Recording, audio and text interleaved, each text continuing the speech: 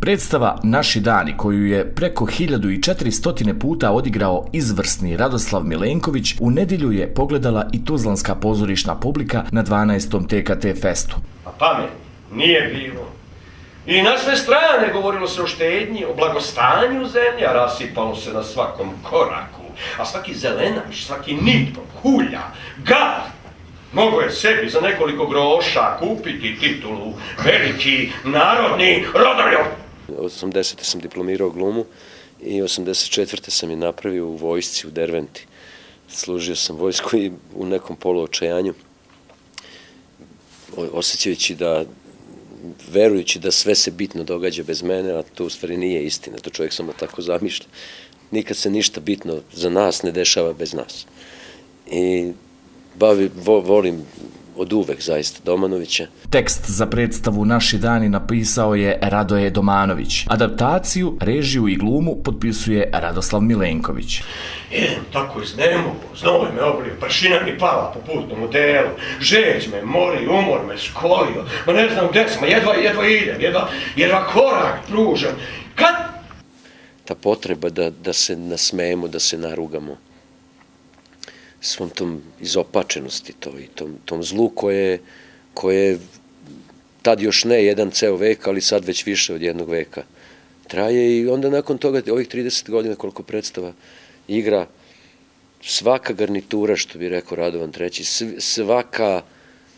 svaka vlast koja je izneverila nade i očekivanje da će se nešto dobro učiniti za narod, svi su stigli da se zapljunu, svi su stigli da se upišu, svi su se ugradili u naše dane i eto, izgleda da ću još neko vreme igrati to sa istim odjekom, s istim razumevanjem sa publikom.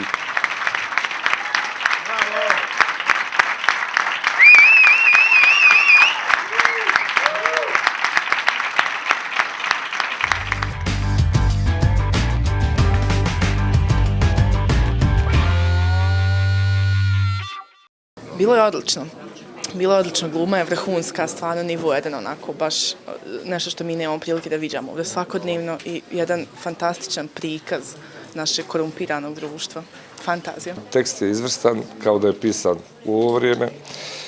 Gluma je također dobra, baš smo uživali, satira izgleda uvijek ima svoje mjesto. To je naša stvarnost prije 100 godina, nažalost, ali tu smo. Ja mislim da mnogo govori i trebalo bi da se mnogo toga iz ovog povuče, ali valjda će doći vrijeme i toga. Uvijek plješćem, nekad kurtoazno, nekad manje, a večeras sam tako pljeskala. Mislim da je ovo izvrsno, ne samo svevremensko, nego i sve prostorno kad se govori o našoj regiji. Mislim, Domanović nije meni stran, ali ovaj čovjek, ovo je stvarno na razini najvećih glumaca koje sam gledala, a puno sam gledala. Evo, zbilja izvrsno i hvala lijepa Teatru Kabare na ovoj večeri.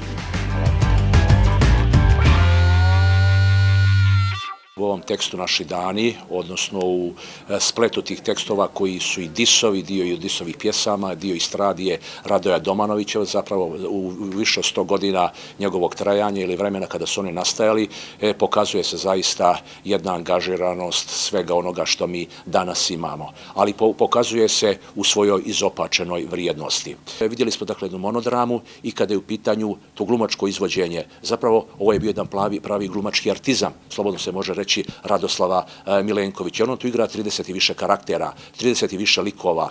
Ni u jednom trenutku nema monologa. Uvijek je dijalog na sceni prisutan i taj dijalog se razdvaja da bi se napravila jedna razlika, jedna razdioba između dijaloga dvije ličnosti.